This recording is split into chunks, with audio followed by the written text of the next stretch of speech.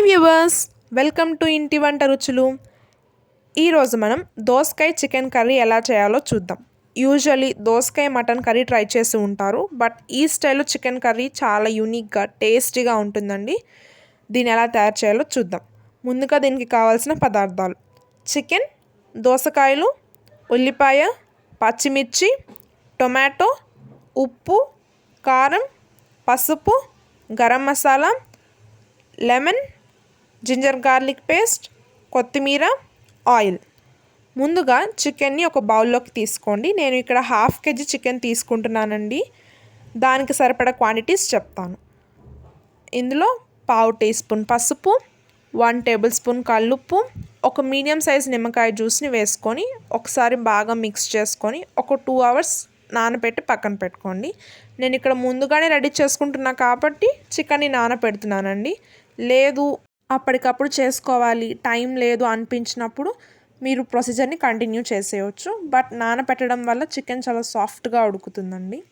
ఇప్పుడు స్టవ్ మీద ఒక ప్యాన్ పెట్టుకొని 3 to 4 టేబుల్ స్పూన్స్ ఆయిల్ వేసుకోండి. ఆయిల్ హీట్ అయ్యాక 2 టేబుల్ స్పూన్స్ ఉల్లిపాయ పేస్ట్ని యాడ్ చేయండి. 3 పచ్చిమిర్చిల ముక్కలను వేయండి. ఒకసారి మిక్స్ చేసుకొని 1/2 టీ స్పూన్ సాల్ట్ని వేయండి. సాల్ట్ ఇందాక మనం ఆల్రెడీ చికెన్లో వేసాం కాబట్టి తక్కువే పడుతుందండి. చూసి టేస్ట్ని బట్టి అడ్జస్ట్ చేసి వేసుకోండి.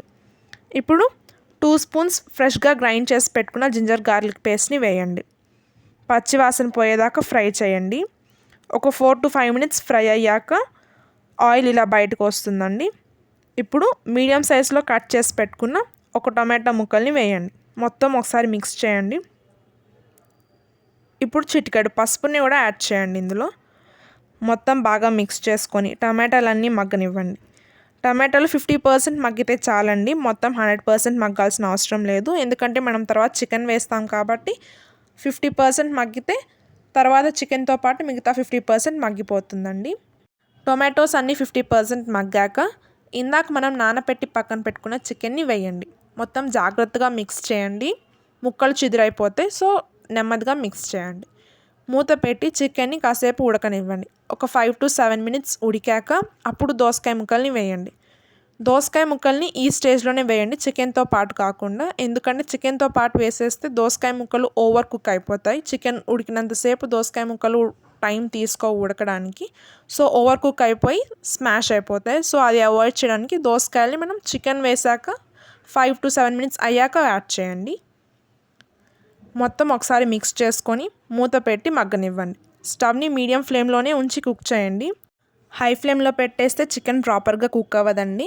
సో మీడియం ఫ్లేమ్లోనే పెట్టి కుక్ చేయండి. ఆల్రెడీ దోసకాయలు చికెన్ లోపల నుంచి వాటర్ వస్తుంది కదా, సో ఆ వాటర్తోనే చికెన్ మొత్తం బాగా ఉడికిపోతుందండి. మనం అడిషనల్గా వాటర్ ఏమీ యాడ్ చేయాల్సిన అవసరం లేదు. ఒక 10 to 15 minutes ఉంటే చికెన్ మొత్తం బాగా కుక్ అయిపోయి ఆయిల్ ఇలా బయటికి వస్తుందండి. ఇలా ఆయిల్ బయటికి వస్తున్నప్పుడు 3 టేబుల్ స్పూన్స్ కారం, 1 టేబుల్ స్పూన్ ధనియా పౌడర్, 1/2 టేబుల్ స్పూన్ జీలకర్ర పౌడర్ని యాడ్ చేయండి. కారం కొంచెం ఎక్కువగానే పడుతుందండి, ఎందుకంటే చికెన్తో పాటు మనం దోసకాయలు కూడా వేస్తున్నాం కాబట్టి. సో కారం క్వాంటిటీ కొంచెం ఎక్కువే ఉంటుందండి. మొత్తం బాగా మిక్స్ చేసుకోండి. ఒక 3 to 4 minutes ఫ్రై అవ్వనివ్వండి. ఫ్రై అయ్యాక 1 glass వాటర్ పోసుకోండి.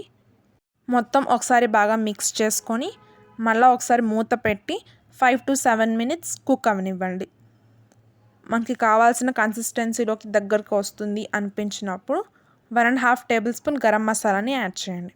ఒక 2 to 3 minutes ఉంచి ఆయిల్ ఇలా బయటికి వస్తుంది, పర్ఫెక్ట్ కన్సిస్టెన్సీ అనుకున్నప్పుడు లాస్ట్లో కొద్దిగా కొత్తిమీర వేసి స్టవ్ ఆఫ్ చేసేయండి.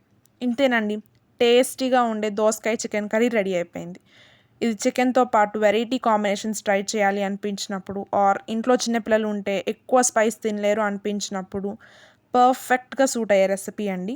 మీరు కూడా ఒకసారి ఈ స్టైల్లో ట్రై చేసి ఎలా వచ్చిందో కింద కామెంట్ బాక్స్లో చెప్పండి. మీకు కనుక ఈ వీడియో నచ్చినట్టయితే please do like, share and subscribe.